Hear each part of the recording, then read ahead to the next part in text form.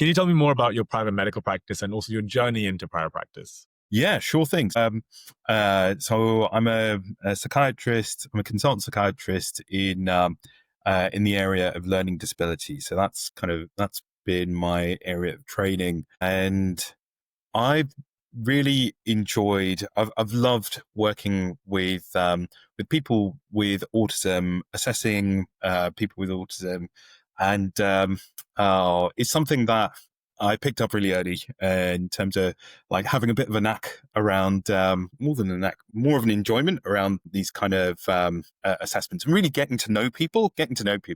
I think that's where a lot of the joy comes from. So that kind of was at the heart of what got me thinking about let's think about how I can put this into some form of sort of work which is outside of my usual 9 to 5 working in the NHS, and also I kind of felt ready to expand a bit more outside of like the NHS type of work. So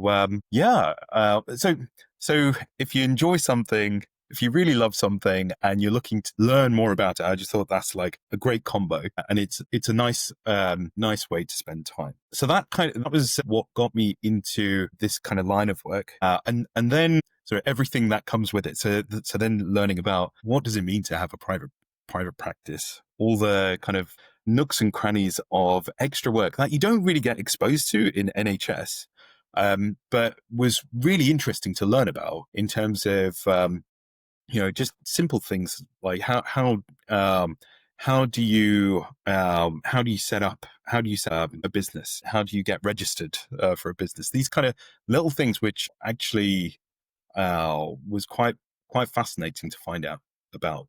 Uh, Besides the clinical side of the work, so I started I started this business up with my wife, and it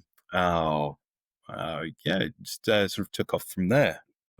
What unique strengths do you think neurodivergent entrepreneurs bring to the healthcare sector? I think just generally speaking, like neurodiverse people have amazing strengths, some incredible strengths, which so where I think it lends itself to, I guess, a real sort of skill in thinking about business. One of the things that sticks out is this kind of insatiable desire to work on your interests and to focus it in on your interest. The zest that comes with that, so it rubs off on others. So that individual will have a thirst to grow and to kind of share about that interest with others. And I think when that sort of the ripple effects that has within an organization can be really helpful then. So how do you tailor your medical assessment process to meet the individual needs of each patient? Yeah,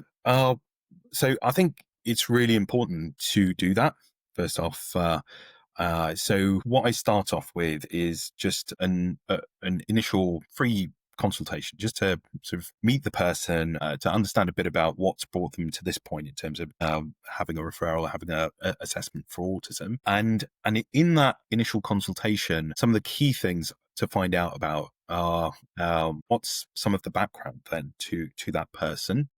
We want to make sure that this service is appropriate really for that person. We know autistic individuals and people in general are complex, and there's lots of life experiences that someone will have had up to this particular point that they're at. Now, some of those experiences can also mean that there's quite a lot of complexity then to that individual, particularly around sort of mental health areas. And we want to make sure that they're having a suitable assessment with a suitable provider then to meet that level of complexity.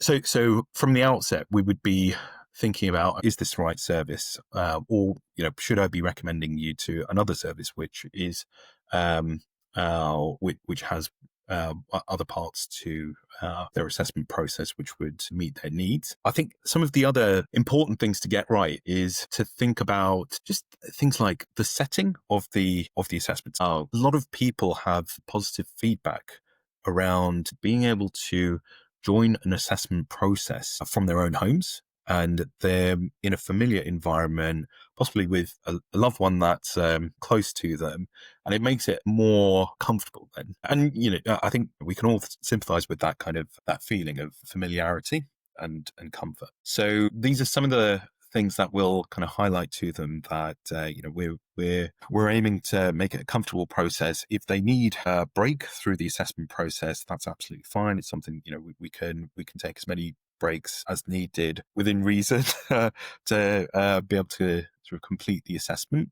We have to keep in mind, sometimes we're discussing areas where the person may be thinking about these sort of questions for the first time in their life. We want to make sure that they have time to really sort of explore the thoughts that are coming into mind when they're answering these questions. So we want to be sensitive to that, and if there's any areas that they're not comfortable to talk about, so respecting that as well. So we think about these things within the initial consultation to set up the assessment process in the right way for the person who's coming into this process, and it's important. One of the other things we are keen to get right is, it's one of the other things that we are mindful of is trying to give someone feedback in a timely way. Actually, we tell them about the process of the whole pathway, what to anticipate for the assessment. And that helps people to be more aware of what to expect, which helps to allay some anxieties. And also when they'll be expecting feedback, we try to give feedback after the assessment as soon as an outcome could be reached. And that's usually within a week of the consultation. And we we provide a report as well that's very comprehensive. And we know that people can be quite anxious to go through the details of the report as well. So we try to make that accessible to them in a very timely way. With the rise of digital healthcare, how do you see the role of AI and tech solutions playing in the future of medical assessments and private practice assessments specifically?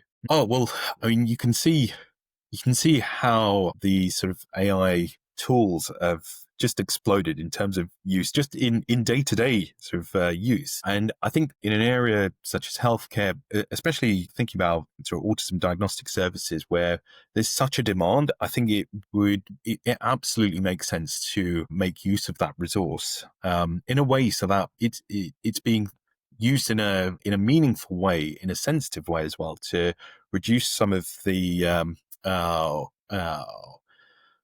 time, particularly around admin work and writing down the things that are being discussed. We know that those things add time to the clinical work that we're all doing. We need to take time to sort of carefully document what's being discussed, and to be able to reduce that time, I would call it the burden, because it is a burden. It takes a lot of time, focus, and attention to attend to those things.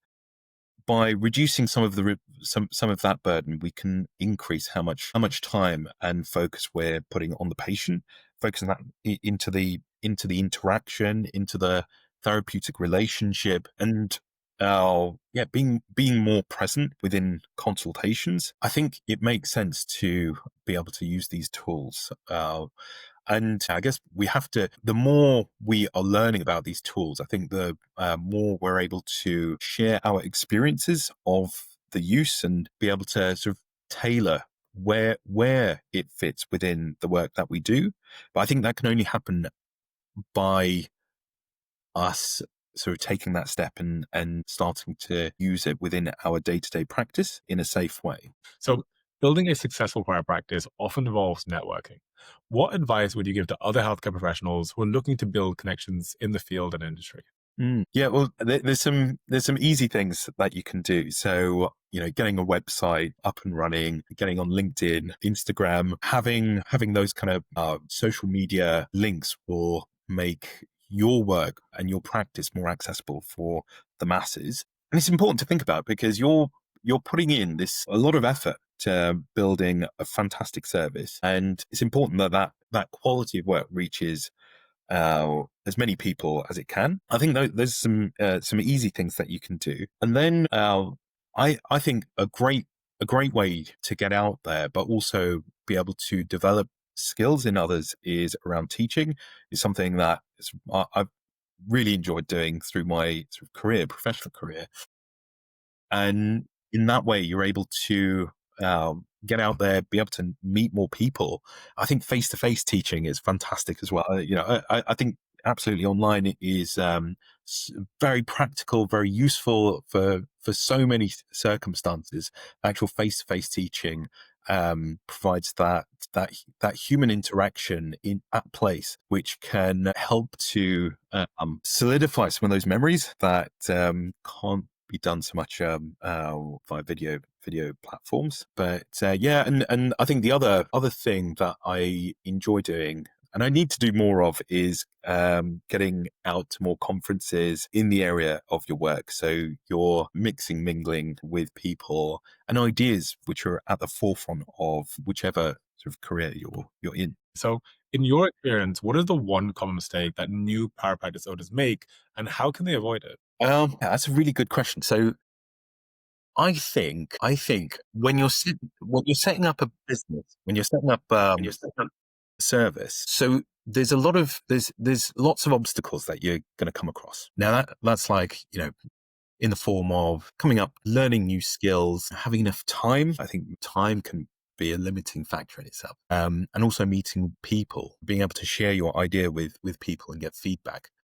And along that journey, it's um, I think it is very possible to get a bit spooked out from feedback, but also from things like self doubt. That is one of my own personal challenges, but that's something that it can be overcome when you're motivated and you have the energy behind what you're doing. Don't doubt yourself. It's good to listen to others. It's good to get feedback, but let it be constructive and use it to navigate whatever issues that are coming up in a constructive way. um, there's yeah, so many resources out there. I guess it's easy to get overwhelmed, so take it at your own pace as well. But yeah, the only other thing that I'd say to that is trying to keep the momentum up. Life gets busy, and everything. It can be difficult to sort of sometimes balance everything at once. But I think if you're really if you're really keen in the area, in the project that you're working on the service that you're developing, don't give up. Carry on, and yeah, it will happen. Absolutely. Absolutely, I completely agree. I agree. As long as you don't quit, you can't lose, is what I like to say. Yeah, we're talking about marketing one. I think that's quite interesting. So, what marketing strategies have been the most effective for you for reaching your target patient for someone who's seeking a mental health assessment? So there's lots of avenues. I think depending on what field you're in. I mean, for us in this kind of line of autism diagnostic work, I would say it's a lot of it. So a lot of people are on Google, like Googling or looking on a search engine for autism assessments. And I think one of the key things is trying to get a website up, and then try and get that linked into different sort of social media platforms. I think for me, one of the most helpful things has been having a LinkedIn page. Actually, people are very readily able to just ping you a message, and then you can have a quick conversation and see um, uh, if there's some opportunities there. And yeah, I mean that today that's been the most successful. I'm very excited about working with Allied Health Media to see what that can also bring for that kind of online presence.